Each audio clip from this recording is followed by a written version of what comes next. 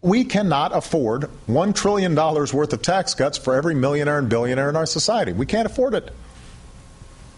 And I refuse to renew them again. I refuse to renew them again. President Obama in April talking about the Bush tax cuts after he reached a deal with Republicans in Congress to extend all of the Bush tax cuts. Although the president said he wanted to extend the Bush tax cuts for middle-class folks, he did not want to extend them for rich people at the time, he said. He said we couldn't afford that, and he would not extend the tax cuts for rich people again. I refuse to renew them again, he said, back in April. Well, today the president unveiled his suggestions to that super committee in Congress working on budget issues. And his proposal was not only to get rid of those Bush tax cuts for the richest Americans. The president said he would veto any economic legislation that does not make the tax burden more fair, that spares the rich and squeezed everybody else. I will not support any plan that puts all the burden for closing our deficit on ordinary Americans. And I will veto any bill that changes benefits for those who rely on Medicare but does not raise serious revenues by asking the wealthiest Americans or biggest corporations to pay their fair share. I will veto any bill. This president has used the veto threat before, but sparingly. Today he showed that he's willing not only to put real muscle behind his policy priorities, he's also willing to call out Republicans by name for how they deal with their policy priorities.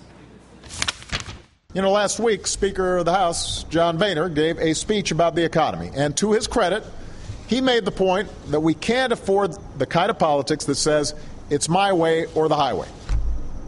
I was encouraged by that. Here's the problem.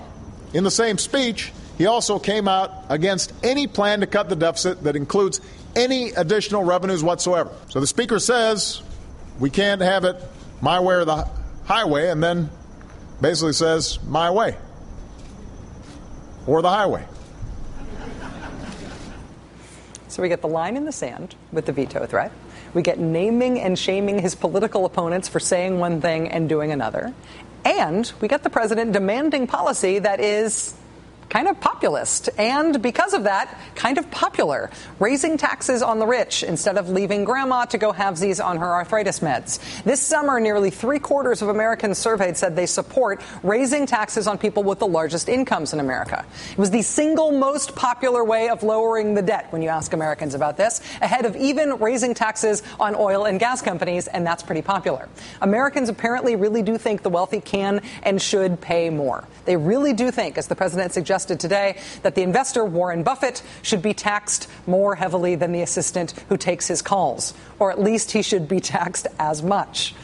Last week, MoveOn.org, among the loudest voices on the dedicated and restless left. The political folks at MoveOn.org last week said they were not sure they were going to support President Obama in his re-election in 2012, complaining of their disappointment in him, complaining of fights he should have been leading that were either lost or left unfought. That was last week. Then today, MoveOn Civic Action came out with this. I'm Warren Buffett's secretary, and I pay a higher tax rate than my billionaire boss. I'm Warren Buffett's secretary. I'm Warren Buffett's secretary.